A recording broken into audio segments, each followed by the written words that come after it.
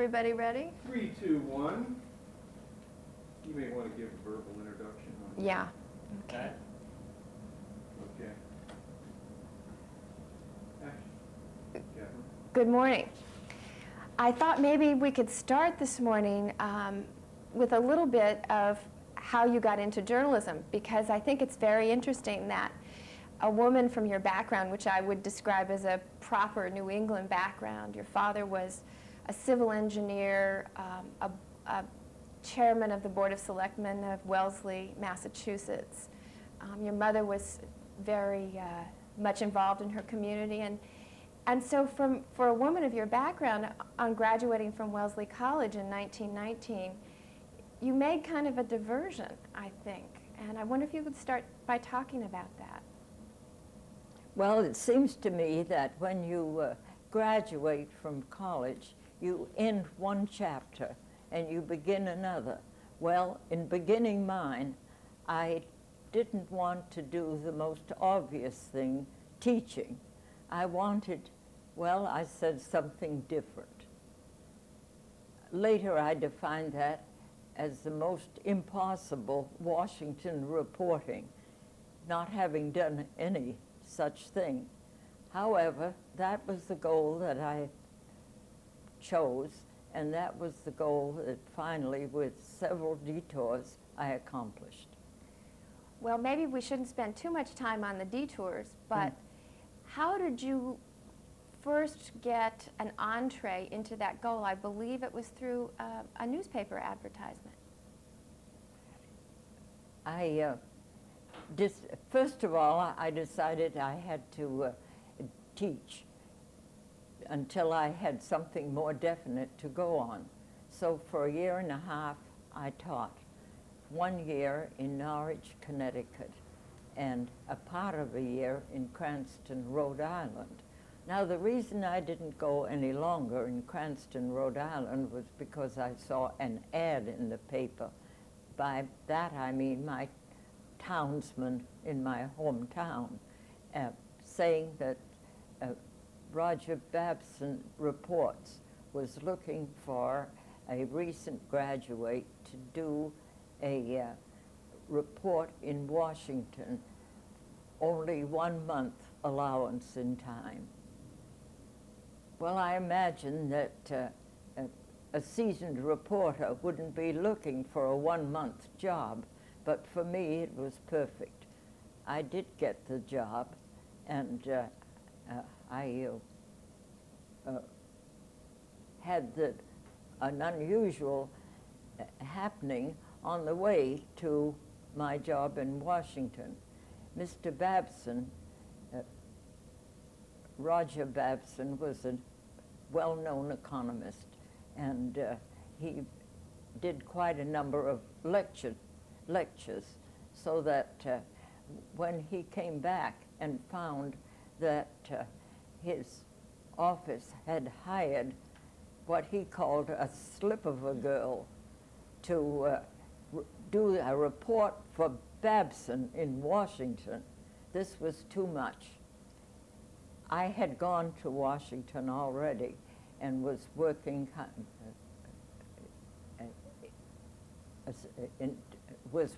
on this when he had the office telephone and say to meet him at the University Club for dinner.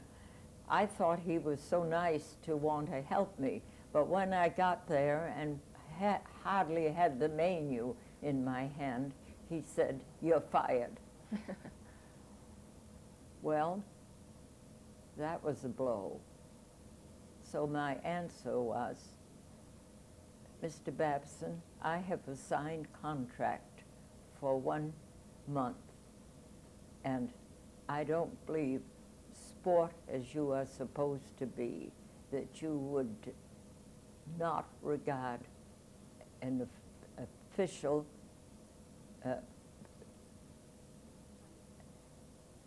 a piece. So therefore, I am prepared to leave at your wish.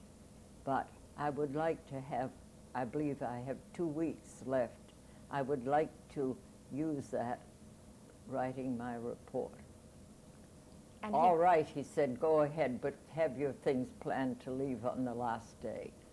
Therefore, I was ready now for Washington. And you finished that report quite successfully. I finished the report, and to Mr. Babson's surprise, he liked it. So he told the office to make a place for me in the Washington office. So then you were hired as a reporter in the Washington. Sure. Sure. Okay. Okay. And You know what I mean? yeah, I do. There. I think. Is that better? Okay. Okay. So then you were full-time in the Babson, Washington office. Yes. And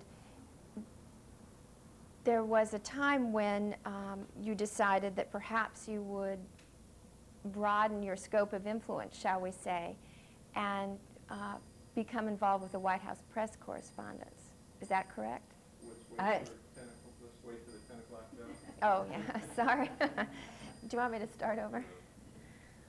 Thank you. So there was a time when you decided to broaden your influence, shall we say, and join the White House press correspondence. Yes. I, of course, wondered why the head of the office wasn't doing that, but he saw the writing on the walls and saw that he was probably going to be fired very shortly, so he never much bothered with it. He said, go ahead if you want to. All right. I did go ahead, and I was turned down.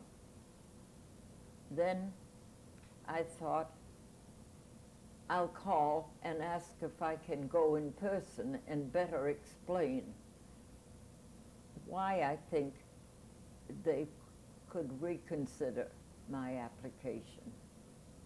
Whether it was the season when nothing much was going on, I did get a time to appear before the group, and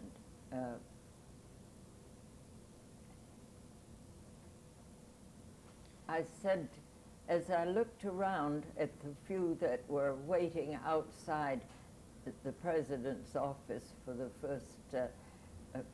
first press conference, I saw very few women, and I remarked that I did not know of any woman who was reporting for a financial paper.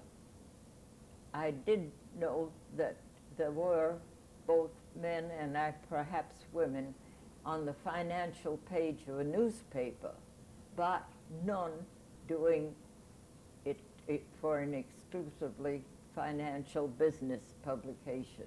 Therefore, since the aim of the group was to emphasize fairness, I thought that my name might be reconsidered.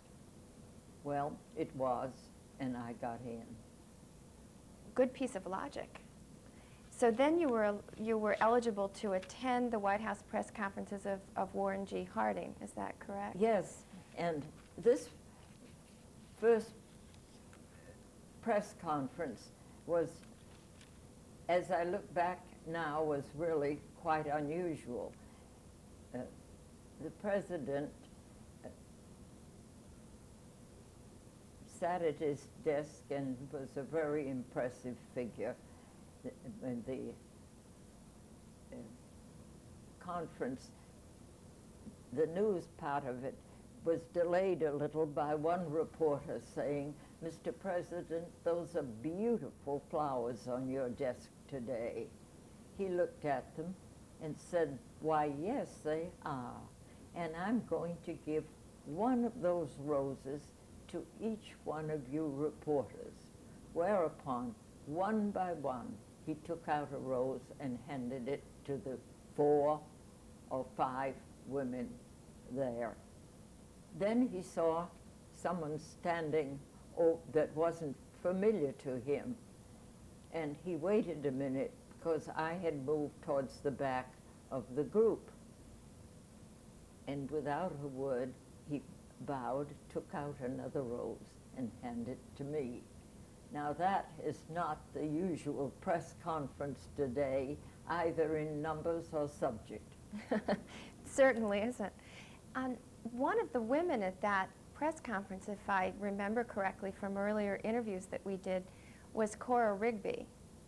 Yes, I remember as I stood out waiting with the group, waiting to be admitted to the president's press conference, which I've mentioned, this very nice, rather middle-aged woman came up and said, "Don't try to crash through the gates, my dear. You can't do it here." And I said, "My credentials are in order." That was my first meeting with Cora Rigby. Well, it went on through the years, and we became very good friends. And I must say I'm indebted to her for giving me a steer on how to go about some of the bits of reporting that I wasn't too familiar with the procedure. So all through, I might go even to the last of her days. As I say, we were very good friends. She was president of the Women's National Press Club, and for many years. I went to see her when I knew she had cancer and wasn't going to live very long.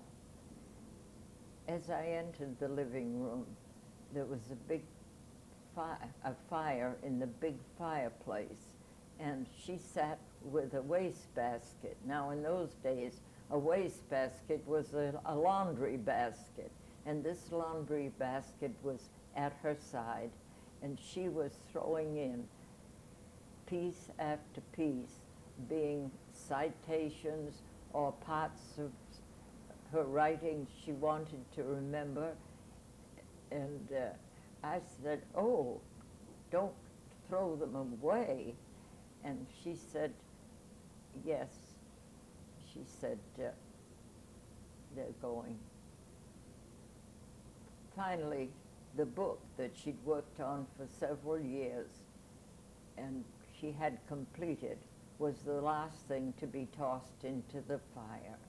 This was a novel she had written. It was a novel that she had written, and I was just frozen when I thought of all those years of things that she had cherished going up in smoke. Then I got to thinking of all the newsmen and women that I'd known who would say, "Well, one day I'm going to write a book." Well, a few of them did, but most of them, it didn't go in the fireplace, but it went in the wastebasket. I wonder also, Cora Rigby, she was with the Christian Science Monitor. She was head of the bureau there, yes.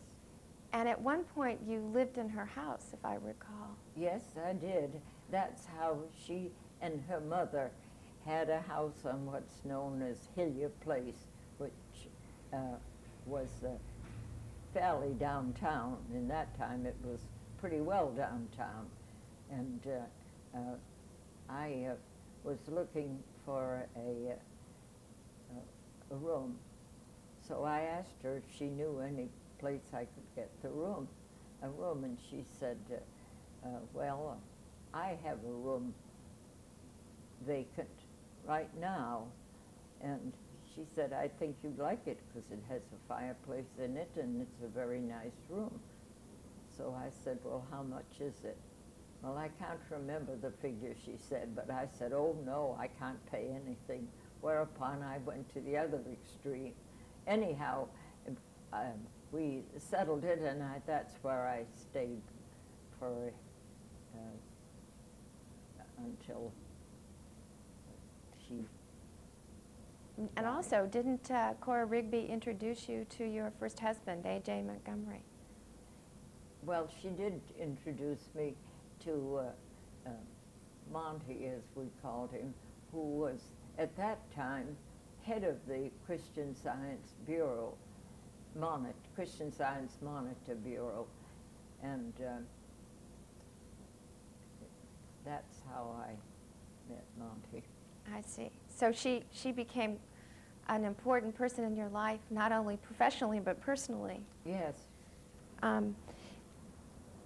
Maybe we can get back a little bit now to the chronology. I think another important date in your when you were working for Babson was November 1921, the ceremony for the first unknown soldier at Arlington.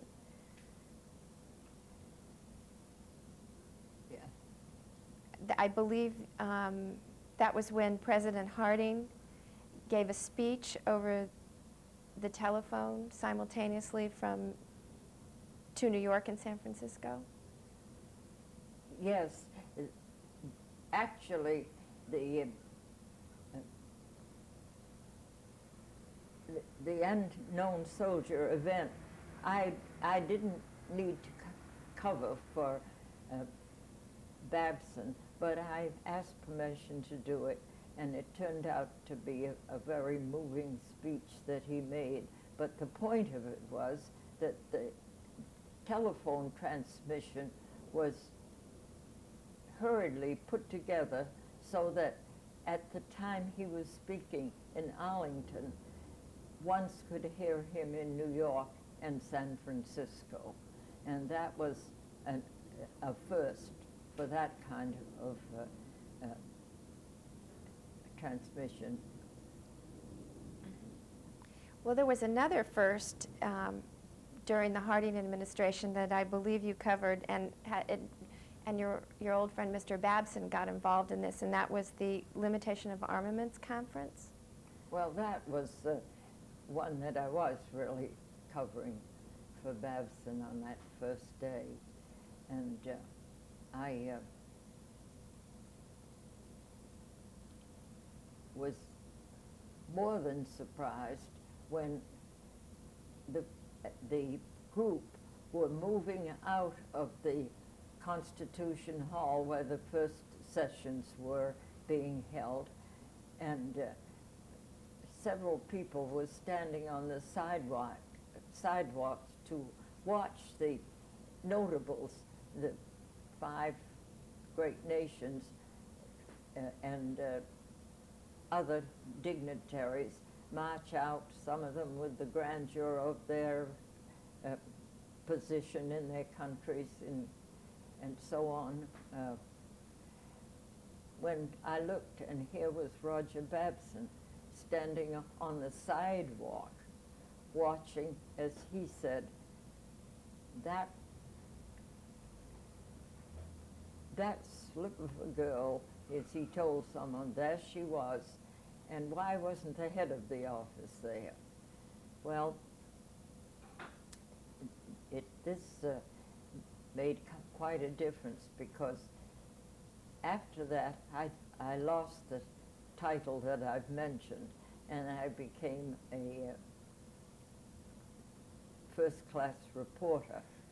And it wasn't very long after that when he sent word to Washington office to take on this reporter if she cared to join the Washington staff. Just take a break right there. Then you can pick it up there.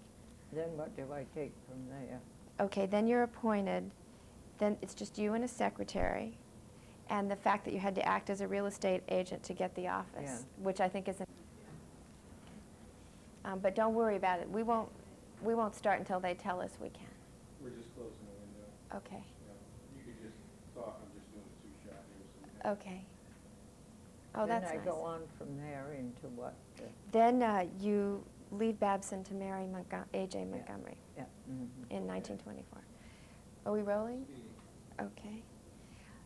Well, now, actually, as I understand it, the head of the Babson office left, leaving an opening Is that correct?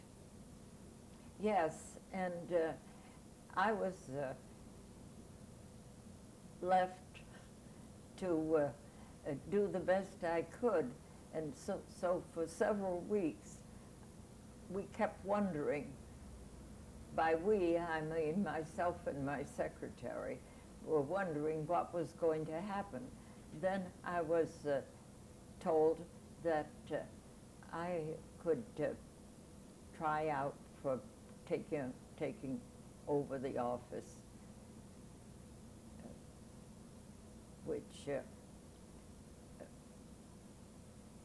well, I might say, why did he leave? Why did the head of the one that I knew leave? He left because he did not want to do what Babson requested, and that was the building on 10 Jackson Place, which you all know now is part of the White House combine of buildings. But at that time, he had a lease that went back over World War I days, and the building now was at that time was losing money, so that he asked the head of the office to get that building out of the red. And the answer was, I wasn't hired to be a real estate agent, and I don't intend to do it. I'm a reporter. Well, if you're a reporter, you're going to conform to what I want. So that's why he left. I took it over, and I was told that the same thing would be for me, that I'd have to get that building out of the red too. And I said, at the most 6 months, I will get that building out of the red. But if I don't, I won't stay, because I too am not going to be classified as a real estate agent. Well, the next thing was, how was I going to do it? And that I won't go into, but I found a lot of desks in the basement from World War I days, and chairs and so on, which I got permission to sell. So I sold that, and then the basement I rented to a White House photographer, always putting glowing terms in the ad as a great opportunity. Well, anyhow, one way and another, I rented one space to a young lawyer, close to so-and-so. One way and another, it didn't take 6 months to get that out of the red and going fine. That ended that requirement, and I could say with honesty, I am a Washington reporter. I think it might be good to mention too that Babson Reports was a financial newsletter. Is that correct? It was a business financial. It wasn't a letter. It was more than that. It was a sort of a news report, you know, you could call it. Not a newspaper, but it was not a pamphlet, but it was recognized like Kiplinger in some ways, but it went beyond what Kipling does, but that type of thing anyhow. I also think that it's worth mentioning that your success with Babson Reports led Roger Babson to change some of his attitudes about women. Oh, he did, and I was told that often in his speeches he would say, don't overlook giving a woman a top position in your company. So that was quite a success for you. Well, that was a plus, let's say. Well, you seem well ensconced and happy in this job, but you were enticed to leave it in 1924. In 1924, I married a young Scotsman who I had met through Cora Rigby in the Monitor. And when I talked about Cora Rigby, there's one thing more I'd like to add, that in the National Press Club today, the library has one room, the Cora Rigby Archives, which meant that she continues to be recognized for her outstanding achievements.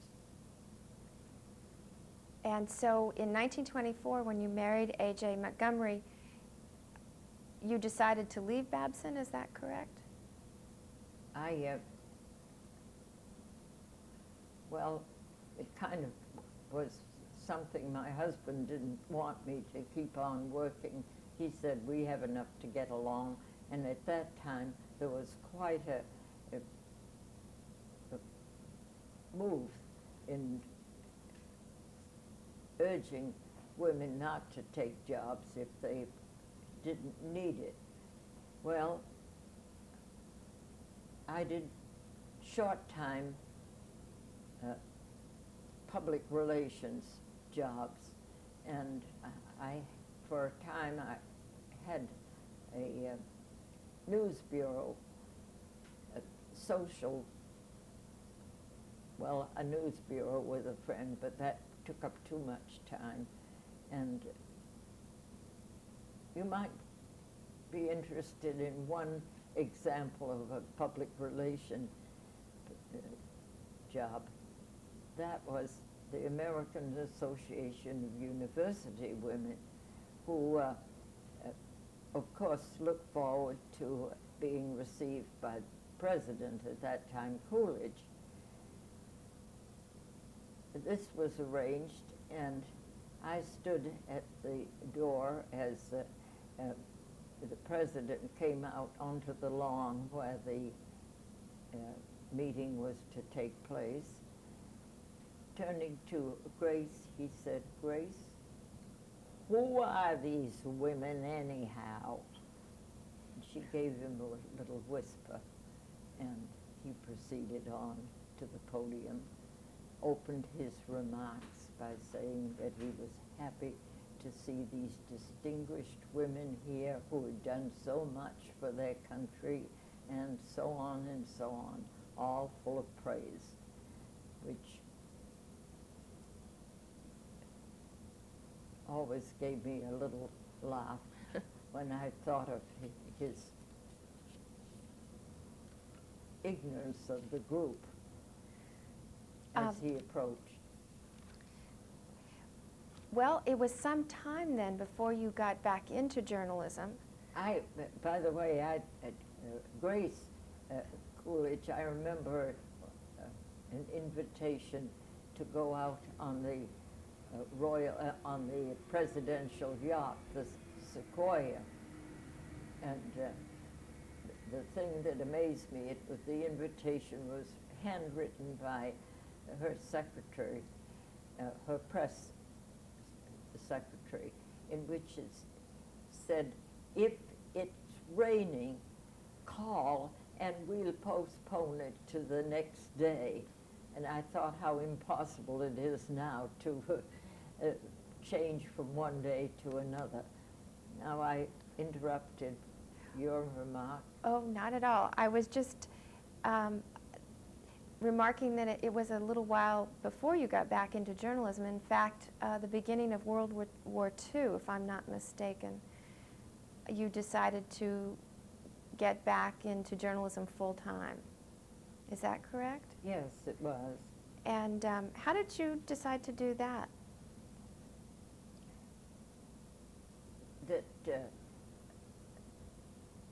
I decided I'd call the head of the McGraw-Hill office in Washington, whom I knew when I was covering the press conferences at the White House, and ask him if there was any vacancy. Well, about that time, the war was there was more and more opportunities for positions. And he said, well, there is a vacancy here, but getting ready for another war. He said, there is a vacancy here, but I tell you, I doubt whether they'll take a woman for it. I don't, the magazines being such as they are, I don't know, but I'll try. Well, I did get the position, and I was named one of the staff, the Washington office, but I was called an experiment. That experiment lasted 18 years, so it was quite an experiment. So how did you start at the McGraw-Hill office? What was your first? Let me see. I think you had some Oh, the miscellaneous. patent. I think that was the, first of all, I did aviation, short aviation news items, maybe 2 or 3 paragraphs. Then a call came from New York about a patent controversy in which the question was whether the present patent system was adequate or whether certain changes should be made. I had to decide, I had to do 2 or 3 paragraphs. Well, it ended with 2 or 3 pages, but there was some hesitancy of what to do with this enormous article. The first one that I interviewed was Wasn't that Thurman Thurman? Arnold, Assistant Attorney General. When I went to his office, he was sitting beside this, he was sitting at his desk, a very prominent, very imposing, I'll say, figure. And he looked at me and he said, electronics, what do you mean by electronics? And that was a reference to the magazine Electronics that you were reporting the for. fact that I was reporting for Electronics magazine at that time when the assignments were turned from one to another. I got the assignment being that Electronics wanted a short article on the patent controversy. Mm-hmm. So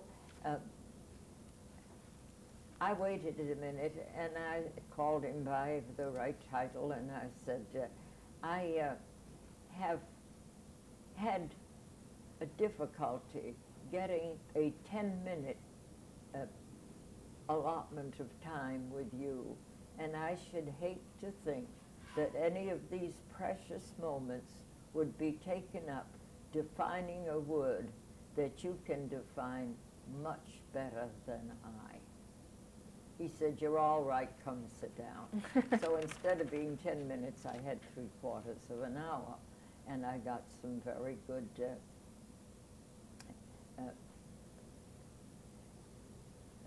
material for the article. Then I interviewed the Assistant Commissioner of Patents, a man by the name of Conda Henry, telling him what I was doing with the other person, and that I wanted that to be worthy of his claims.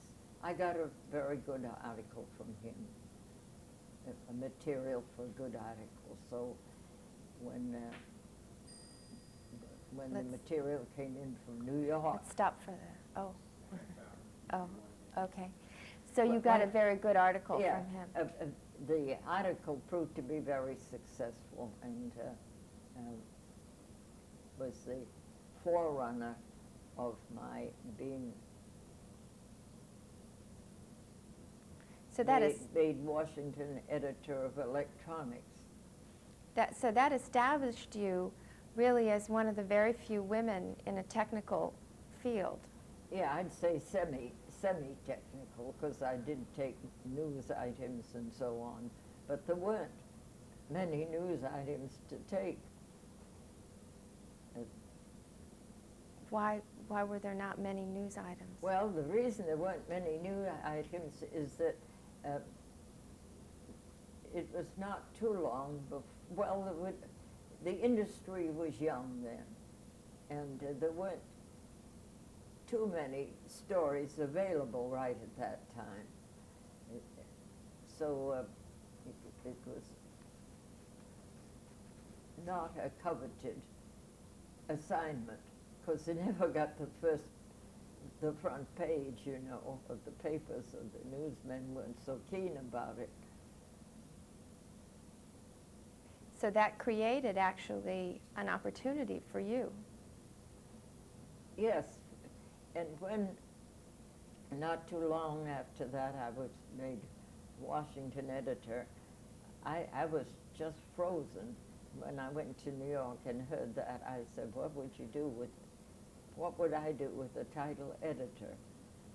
And I decided that the way I'd justify it was by getting acquainted in the laboratories with the ones that were doing work that related to the subject, and the ones who were doing it as well as the work briefly. So I spent days in the Naval Research Laboratory, the Bureau of Standards, and Signal Corps press sections, so that I got just a sort of a cursory idea of what was going on. And that played very good for me one day, because these men remembered me. And when I went to get a story, I would very often say what no news person would ever say. I would say, I'm not an electronic engineer. I'm an accurate reporter, and what I get is only as good as you care to give it to me. If for any reason in a day or two you wish you hadn't said something, you only need to call my office, because I have a 2-day leeway in getting material to New York. Only one person ever did that, and I mention it now as to show the sharp difference between a reporter's approach for a story and this one. And also, I believe you had, we talked about before, you had a rule that you would get close to sources but not too close. Is that an accurate? Well, I just said that I'd get acquainted with these people, but I wouldn't get too well acquainted. I would keep it so that it was always the object to get my story. I guess some of the stories that you covered during the war years were classified and secret. So then you received a transfer, I believe, to another magazine, Textile World? Well, electronics had grown by leaps and bounds, and much of it was very important to the military. So a large part of it was classified, or even beyond that, secret.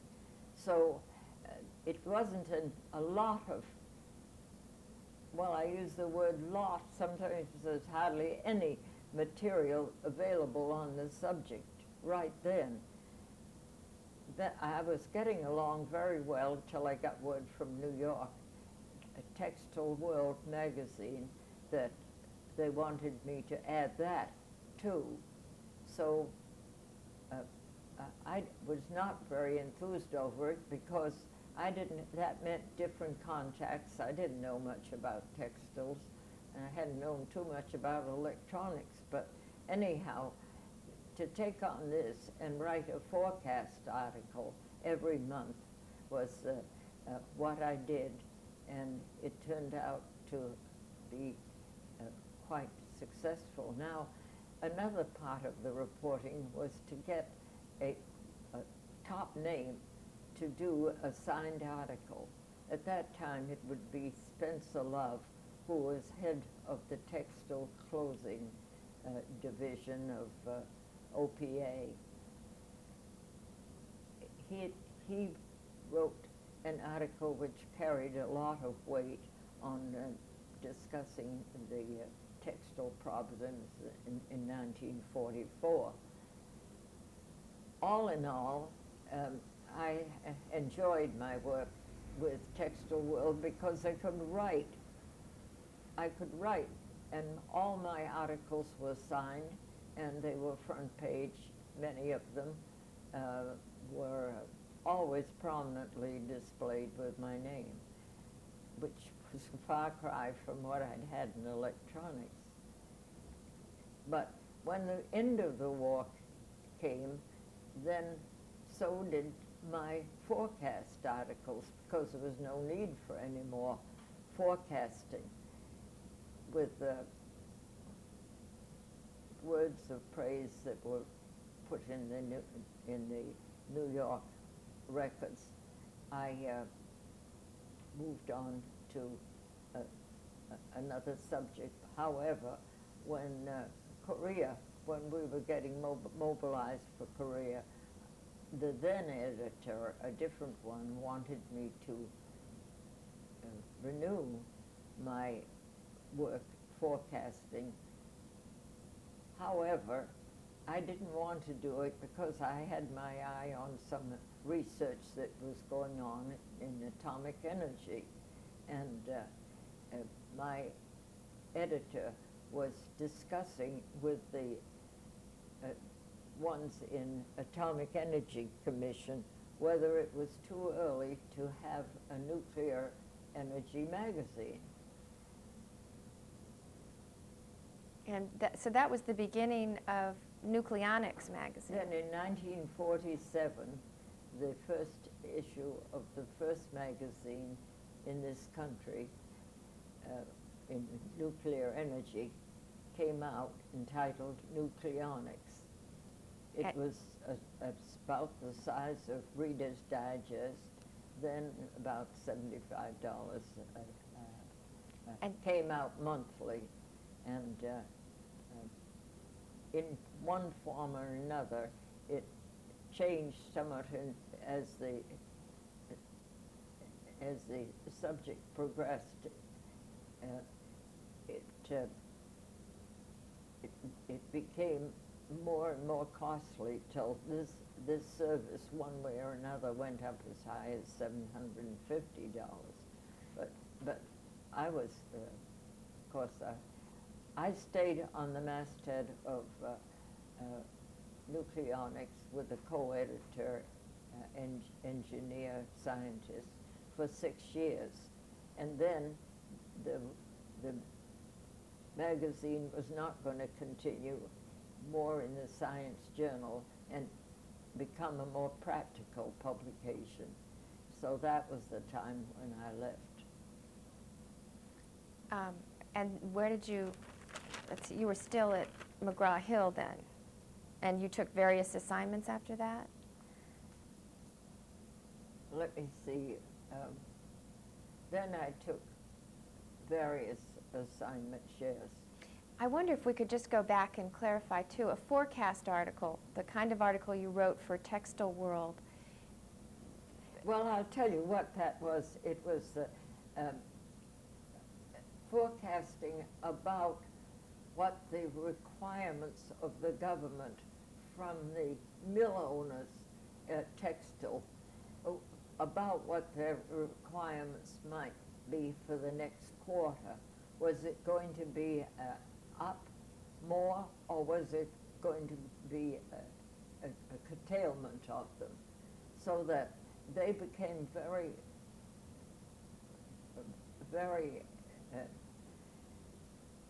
much in favor of this report. And So that was- I had ones like Spencer Love that I could contact so that what I wrote was worthy of attention. And so that was a very important function during the war Yes, for the mill owners. that meant how much should they prepare for these requirements.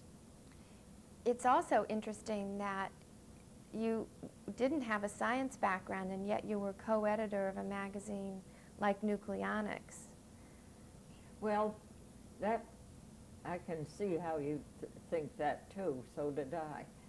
But I decided that the thing to do was to concentrate on getting to know where the work was being done and get the, for instance, I joined the press section of various various groups, such as the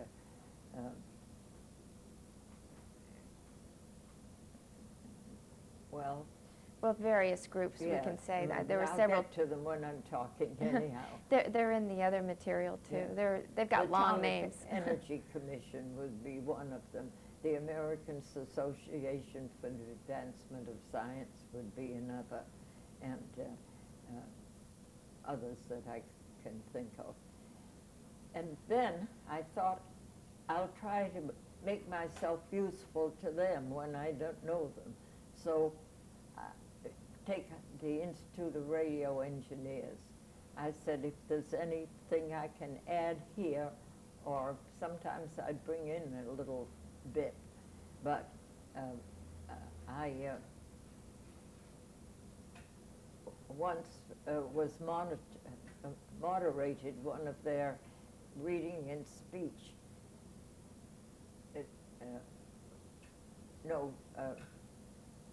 writing and speech divisions in Washington. And one time I wrote a release for them in a hurry because they couldn't find any of their people that could do it. But it was little ways that they got to know me. So therefore, when they had a good story, they'd say, well, she's done us a good turn. All right, let's give her that material. Might be an article, or might be in, news. They had to play fair with news, you know. But anyhow, it worked both ways very well. Interesting. Okay.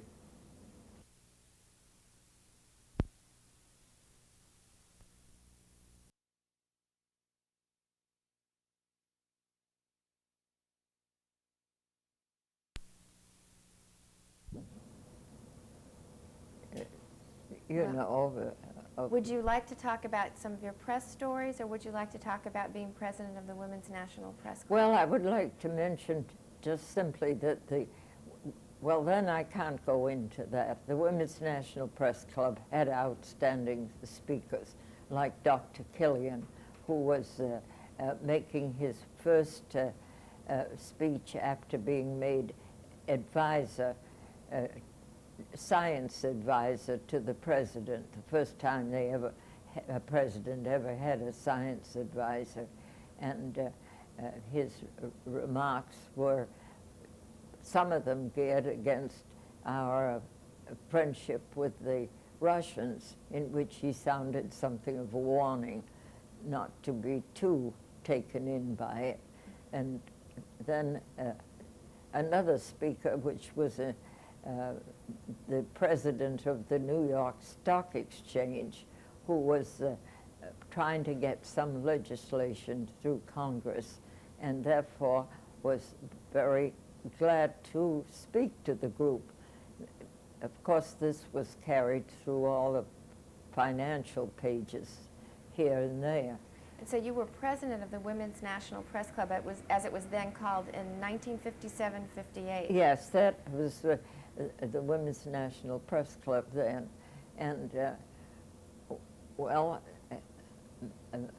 Menshikov, making his first speech as ambassador, Well, I won't go on with that, but Well, one of every year, at the end of the year, we have what we call a sort of a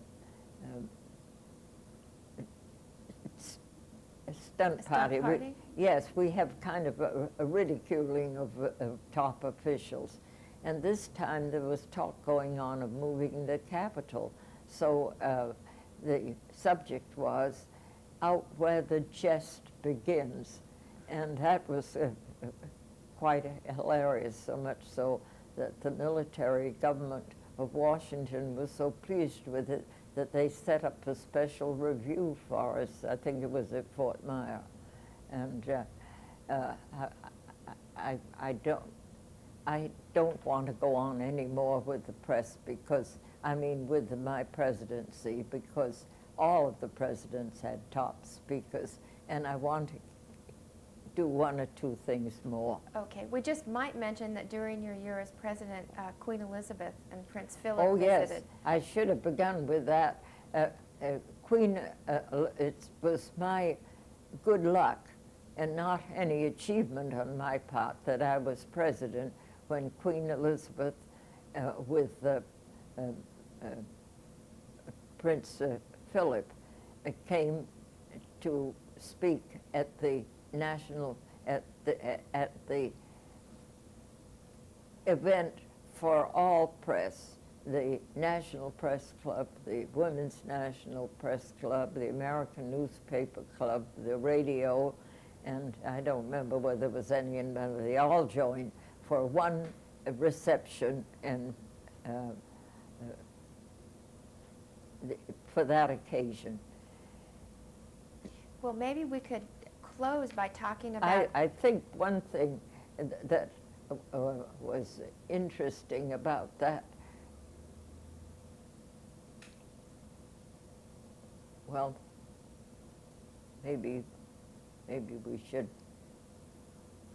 Would you like to go on to, I know you had wanted to mention a couple of important press trips that you took while you were at McGraw-Hill. Well, one thing I do want to say about that, the next day they had a reception, and various ones were going up in line to shake the hand of Queen Elizabeth. And one of the aides, after I'd gone through the line, I was standing next to one of the aides, and I heard him say to his friend, oh, he said, this is worth a guinea a minute. So that's how they defined it. So whenever I have any excitement, I always remember that it's worth a guinea a minute. I don't know if I should say it about this or not. Anyhow, You're not having a good time? Yes, I'm really enjoying myself. Well, I think before we close, I'd like you to talk about a couple of the highlights of maybe sort of the last part of your career with McGraw-Hill. In 1952, I think you were invited by the government of Mexico. Yes, Alamon wanted to show to the press of this country what he had accomplished in his 6 years of office. So a group that had gone there when he took over were included, but they decided to take 4 women in the group, so that made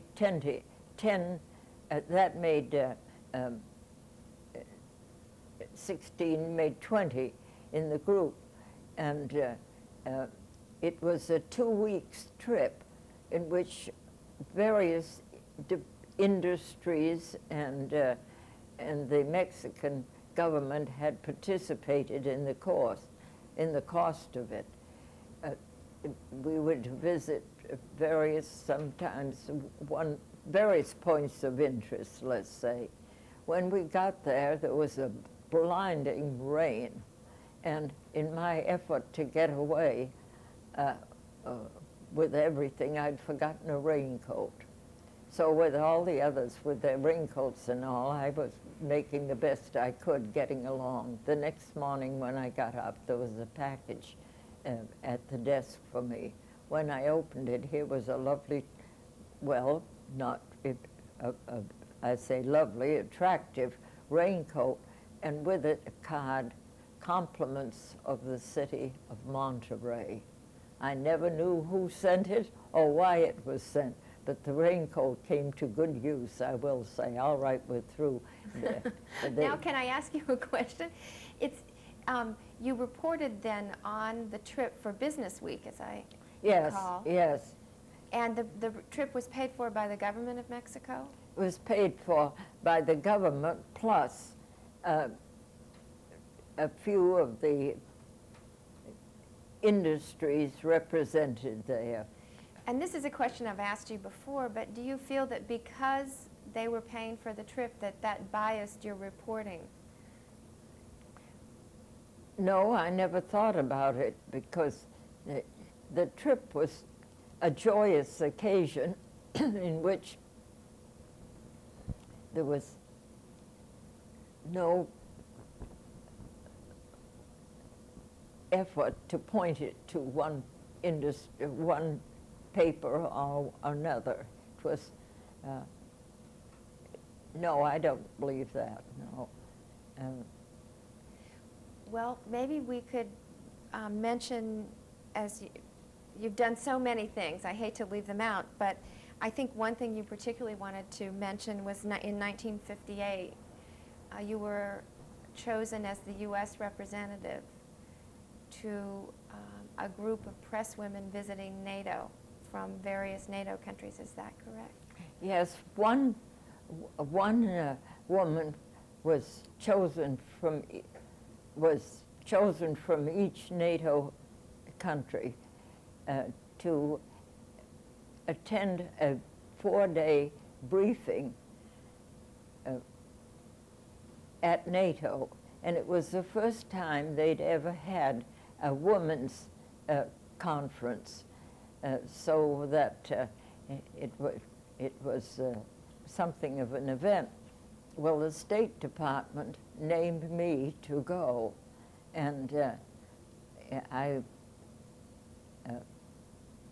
it was a memorable occasion. We came away with all sorts of good material for stories, as well as much well, one thing especially, I noticed how prosperous they were then. That is the part of it that they chose to show us, at least. And in comparison to today, there wasn't enough they could do for the correspondents that were in my group. It was dinners, and it was good times mixed with visiting their various places of interest. Well, I did want to say that the U.S. Information Agency had decided to write an article earlier on me and electronics. Electronics is Gladys Montgomery's beat. Well, after all, that's enough said about it. It went to their various press groups in some, I don't know, 50 different countries or not. One woman wrote me from Germany and wanted to know how I signed my articles. why do you think she wanted to know that? She said, do you have any trouble in getting your articles signed?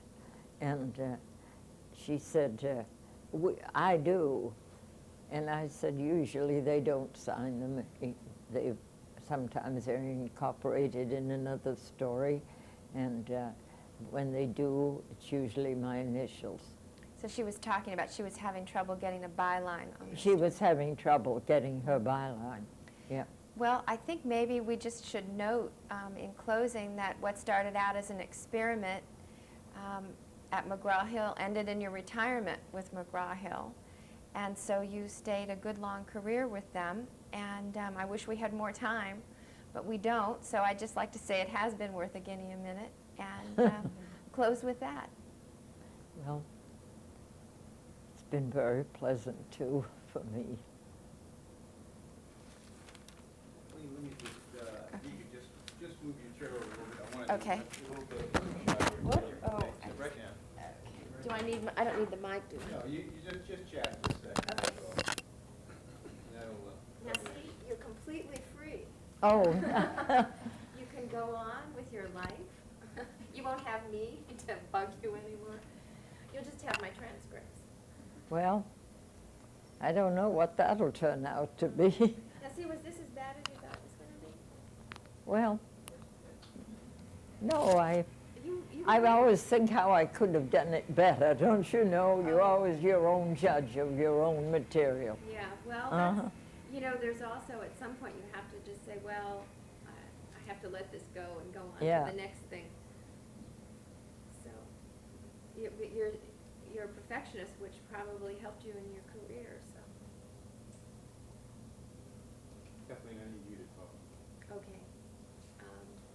Morley Safer always says 7 years ago. And He knows the whole thing? Right. You're kidding. Well, I don't know the whole thing.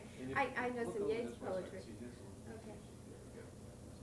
This is very embarrassing because, no, this isn't going to be sound, is it? I know some nice Yeats poetry, but I don't know if that's appropriate. I think I need to memorize something for these occasions. But then again, I don't know what I would say. I need 30 seconds more. Okay, fine, I'll just keep talking. You're such a nice man.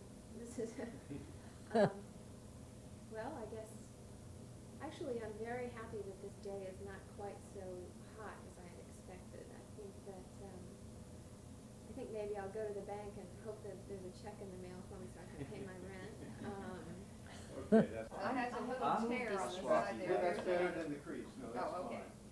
fine. Okay, why don't you hand me that one, John, and I'll keep it. Okay, I'm running tape on this one. You ready? Let's do a little narration on this. Okay. From left to right, this is Charles Taylor. This is Gladys Taylor, Montgomery singer in the middle. And this is Myrtle Taylor, her mother. This picture was taken in 1900 when Gladys was approximately 3 years old. Woman, turn the chair. This is going to be in there, is it? Yes, it's a great picture. Okay, we're speeding. This is a picture of Gladys Montgomery Taylor during her school days in Wellesley, Massachusetts. We're not sure of the date, but she's sometime during her school days. 6th grade, it seems to me. I think it's older. Then, you see, I wasn't married, Okay, so I just say Gladys Taylor. okay. Well, you were married in this one. So this is Gladys Taylor Montgomery, taken about 1963.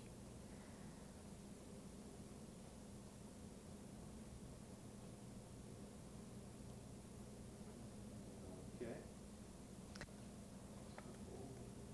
It's nice and bold. See, we're looking at it on the,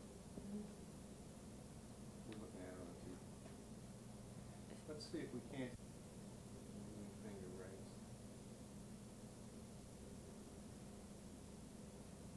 You know, we could have put a page inside with my name, Washington editor, on it. Well, these are good visuals, though, because they're bolder. Yeah, Because it's hard to read that little print. Okay.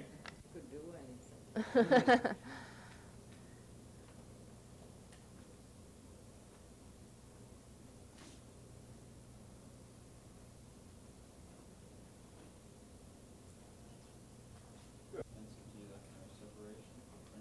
They have on record in New York that more than anyone else, I increased the editor himself put it on record. That's great. Yeah, but I didn't put it down, but those were ones that were good.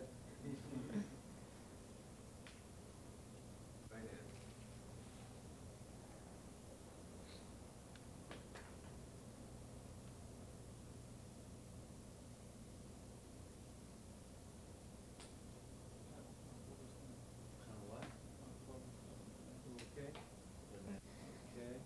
This is a photograph of Gladys Montgomery taking notes for a story for Aviation Week. We might note that she's the only woman reporter in the room. The other woman is a stenographer.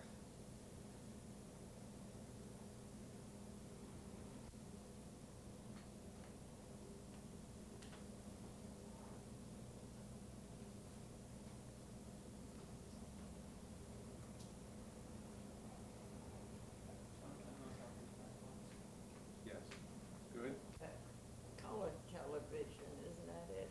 This is airborne television. Oh, airborne, yes, when we flew over the city. So you flew over the city to in see? a plane Uh-huh. to show how this worked, you know, and all. And they had just a small group of science writers that could get in the plane, you see. Oh my goodness. So it was, Okay.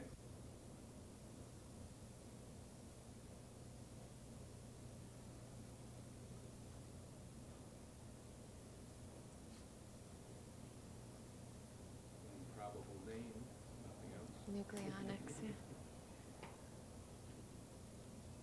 When's the Department of Energy established? You would know that. This was, 15 years ago, they switched it when they. yeah. a year old then. Oh my goodness. So it was the AEC was the first. The AEC was the one Right. that that I had to act as a strange assignment for a reporter, reporting back and forth Mhm. from the atomic energy to During the press trip to Mexico.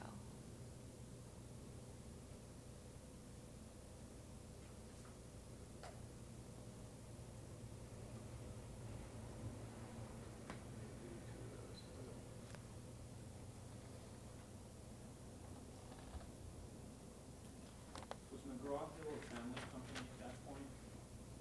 yes, it was. Any cut.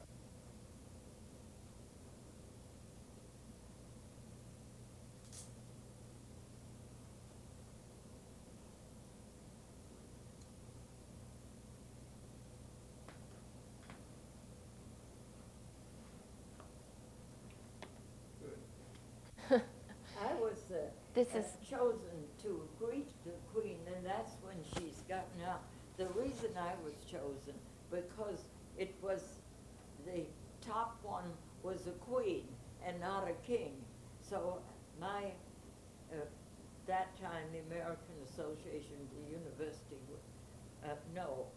the National Press Club one, where I was president, why, I had our organization for women had the highest rating. I was the top one as far as probably the professional, the Women's National Press Club. We hadn't gone in with the national press at that time, so that standing behind there is Paul Wooten, who was president of the national press at that time. But it was nothing that I had any honor in doing. Well, I had just rather have that. Mr. Nixon, Mr. Tricky, he's looking pretty good. And this is at a Women's National Press Club event. This was when he returned from the South American trip, where he had quite a narrow escape, and that he could not. Vice but President. Right. Oh, that's right. He might note he was vice president at this time. Vice President then, yes, of course. But he,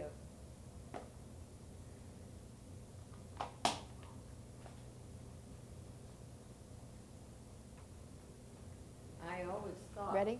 that he was very, That Mrs. Montgomery took with women journalists from NATO countries. the State Department appointed one woman from each NATO country. And so this is interesting only to see what the women looked like in each country that came. They all look the same. Yeah. The dog Yeah. represents which country? Yeah. Who has the dog? Let's This is Gladys Montgomery, an electronics reporter from McGraw-Hill, listening to Dr. Irvin Pulaski of the U.S. National Bureau of Standards as he explains the film optical sensing device for input computers, 1958. Put it all on the head of the pin there. Yeah. Then what is this here? This is more attachment to this. I think that's it then. This is it for the memorabilia.